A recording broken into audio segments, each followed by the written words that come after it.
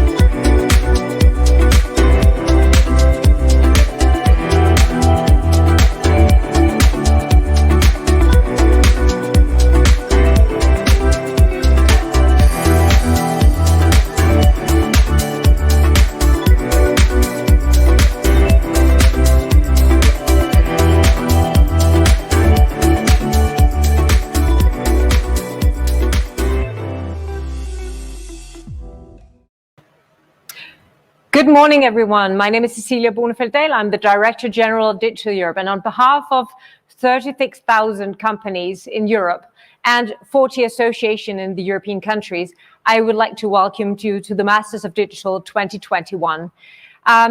We can truly say that this is the digital decade, and this is, of course, the word of our President Ursula von der Leyen. I think we can say that COVID has shown that digital is a major driver of the economy, but not only of the economy, also the driver and facilitator of millions of people's lives to continue somewhat normal during the COVID crisis. Now we stand in front of a huge opportunity of not rebuilding Europe, but transforming Europe and reshaping Europe. The Commission has launched a big program called the Recovery Fund for Europe. 20% of that is dedicated towards digital, reshaping our digital future. So what we do today, how we invest these money, will actually shape the future of the future generations and a stronger and more competitive and not least more inclusive Europe. Also, this is a year where we will see regulation, AI, data governance, and the launch of initiative of the data spaces, not least the health data space.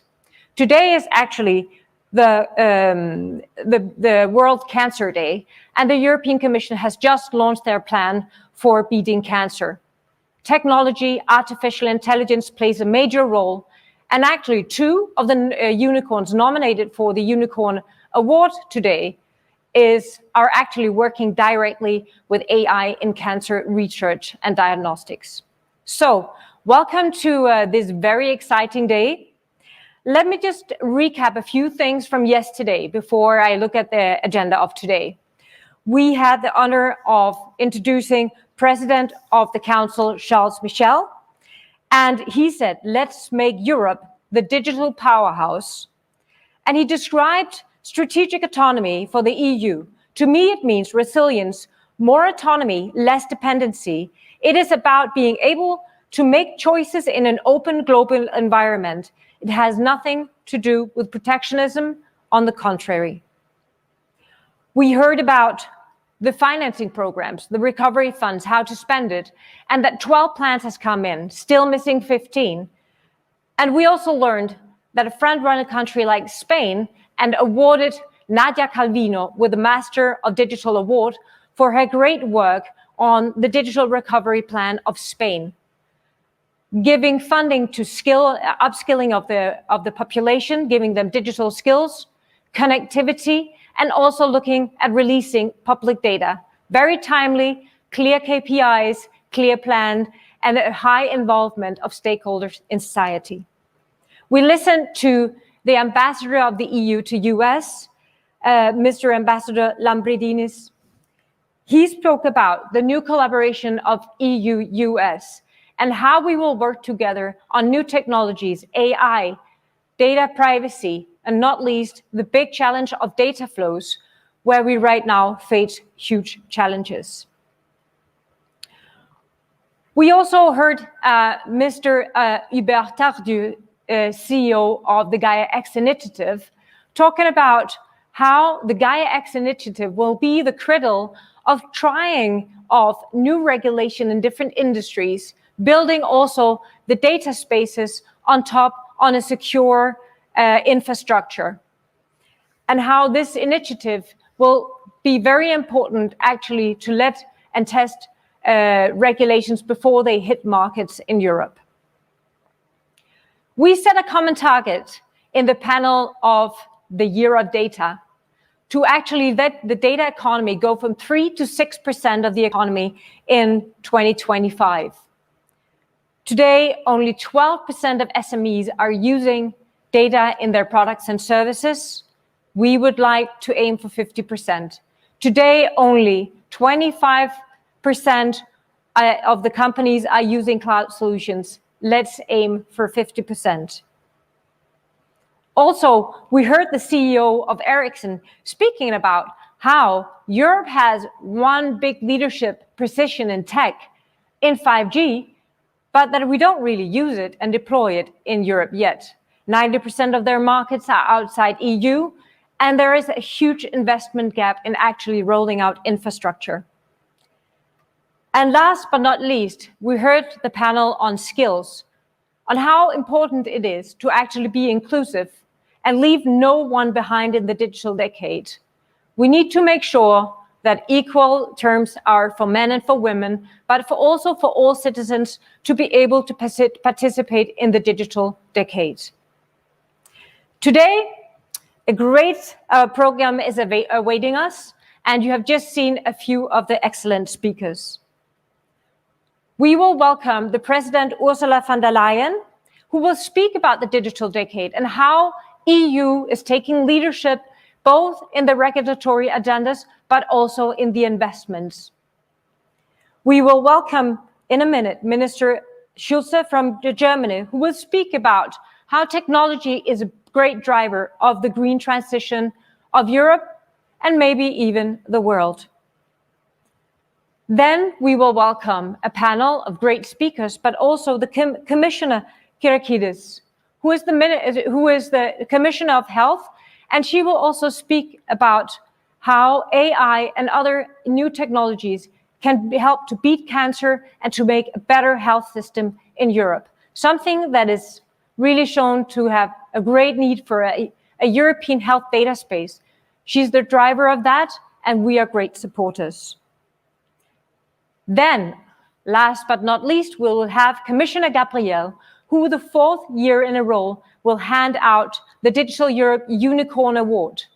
It is an award we give to companies, scale-ups, who has proven their worth in Europe, who has a huge potential becoming global leaders in their areas, who are innovative, dynamic, and ready to take the next jump. Also, we will hear Commissioner Gabriel speak about the innovation areas and how we can create opportunity for SMEs in Europe to bid on tenders, but also on equal opportunity for investments. But before all this, I would like to welcome the President of Digital Europe, Hilary, and she's also the Vice President for the Nordics, Baltics, and Benelux, and Head of Strategy and Technology in Nokia. Welcome, Hilary. The floor is yours. Thanks so much, Cecilia, and a very warm welcome to all of you to day 2 of the 2021 edition of Masters of Digital. Digital Europe's annual flagship conference was born 6 years ago, and we're so delighted to see not only how it's grown, but also with the impressive turnout and engagement by all of you when we've had to digitalize ourselves and move to virtual collaboration. My name is Hilary, and as Cecilia said, I'm the President of Digital Europe, and I'm also doing 2 roles now at Nokia, running Nordics, Baltics, and Benelux, and also running technology and strategy for our global sales and marketing organization. I really hope you enjoyed the first day of the conference yesterday as much as I did. President Michel's speech set the stage for a lively and deeper conversation as he highlighted Europe's push for interdependence versus overdependence, and his call to action, in his words, to make Europe the digital powerhouse. I was impressed by Portugal's Fernanda Dias, Director General of Economy and Digital Transition, when she spoke about very concrete actions that Portugal is already taking to create a European data gateway platform with the implementation of a submarine network communication link between Europe, Africa, and South America.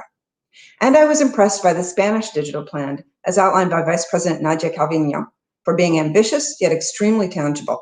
And congratulations to Ms. Calviño and to Spain for being recognized as a true master of digital. Moreover, I was encouraged by how concrete Celine Gower, Director General for the Recovery and Resilience Task Force of the EU, was in her examples of bottlenecks that member states are working to remove to ensure that the digital spend committed by the EU is able to make real impact. 2 years ago, we launched our manifesto for a stronger digital Europe. In it, we outlined 21 key performance indicators that we believe Europe should aim for by 2025. Cecilia reminded us of a few of these in her introduction yesterday, and also of where we currently stand, as she did today. We have work to do. In October last year, we revised these success indicators and added a few more, taking into account the radical changes to our society introduced by COVID. Digital technologies have been essential to our daily lives more than ever, and many of us have made digital leaps, but many have also been excluded because of a lack of the right tools, the right connectivity, or the right know-how, or by simple affordability. We now have a unique opportunity. Europe has shown leadership by putting unprecedented amounts of money towards the digital transition via the European Recovery and Resilience Fund. 20% of the nearly 750 billion euros of funds will be spent on modernizing our businesses, our institutions, and our digital infrastructure, and giving citizens the skills they need to succeed.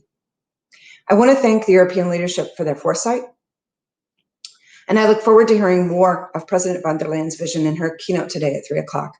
We are extremely honored to have her attending our Master of Digital event, and we also see this as a symbolic gesture to demonstrate her personal commitment to Europe's digital transition.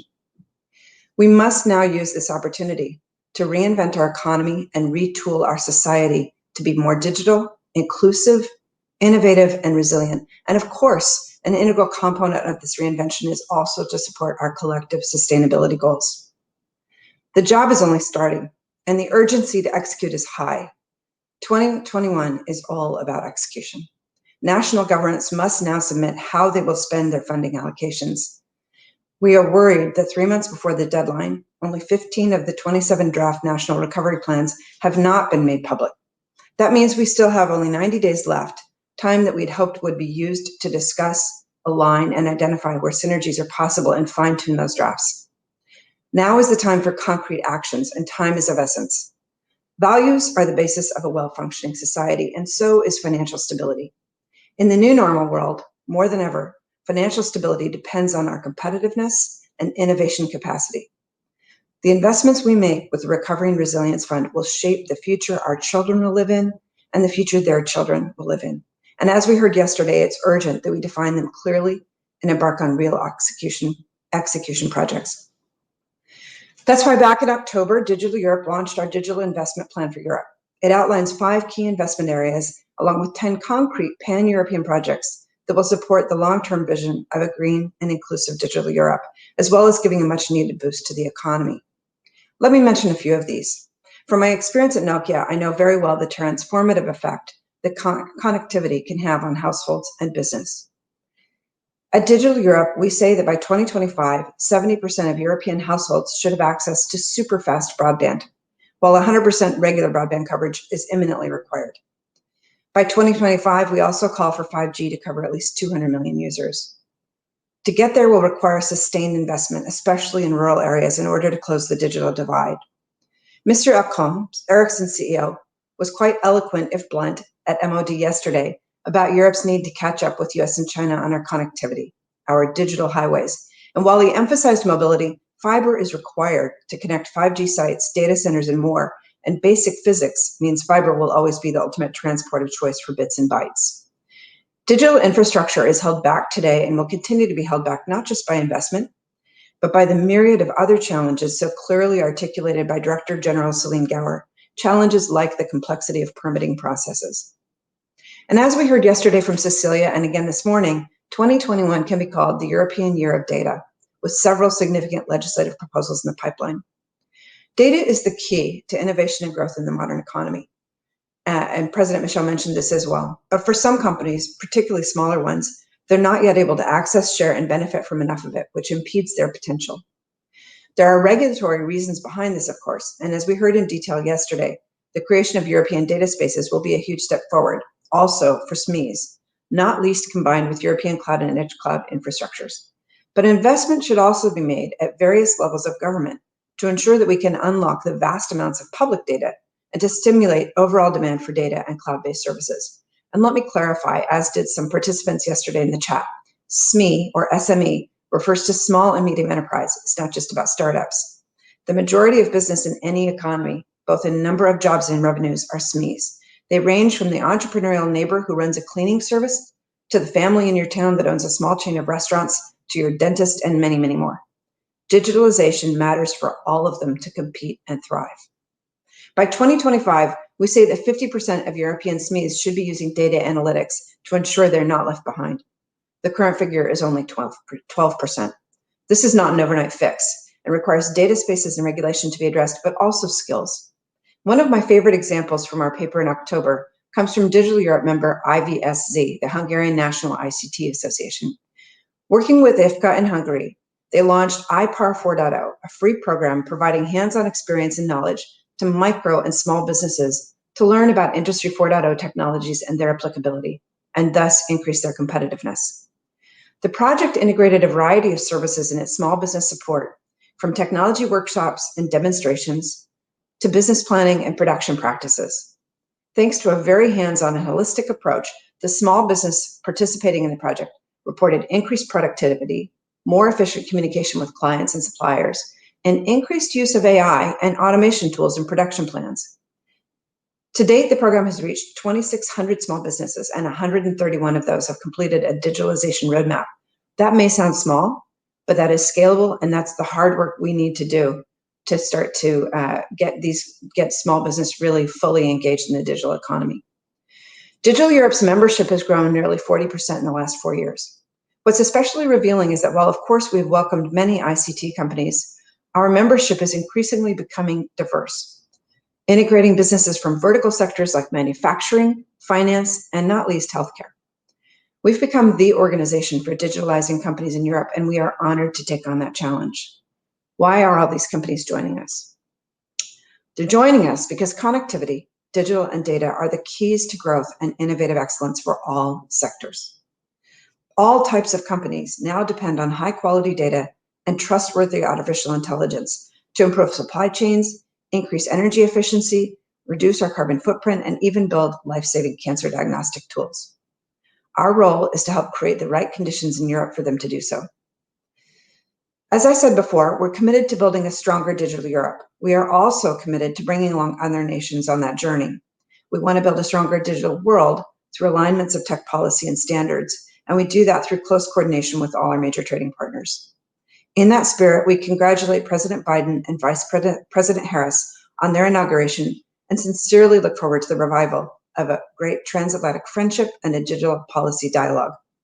And finally, a word on the other of the twin transitions that the EU has announced as its priority, the quest to drastically cut our CO2 emissions and leave a healthy planet for our children.